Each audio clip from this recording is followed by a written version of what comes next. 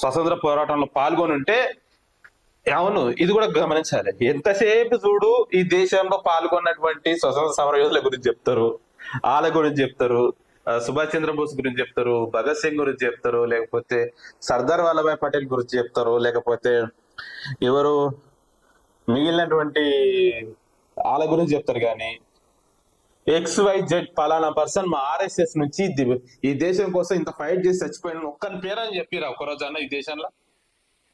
ఎప్పుడన్నా బీజేపీ వాళ్ళు, RSS వాళ్ళు ఇగో మా సవార్కర్ ఇంత ఉద్యమం చేసిండు, ఇగో మా మాధవ సదాశివన్ గోల్వాల్కర్ ఆయన ఇంత ఉద్యమం చేసిండు, లేకపోతే మన ఆయన పేరు ఏం పేరు యుగదోష్ట బుక్ రాసింది హెడ్ గవర్, ఇగో మా హెడ్ గవర్ ఇన్ని ఉద్యమాలు చేసిండు, ఈయనసారి గిందుకు జైలుకు పోయిండు, ఇగో మా ఉద్యమంలో ఇవి ఉన్నాయి, ఒక్క నాడని చెప్పుకొని సచ్చిరా ఒక్క రోజు అంటే లేవు.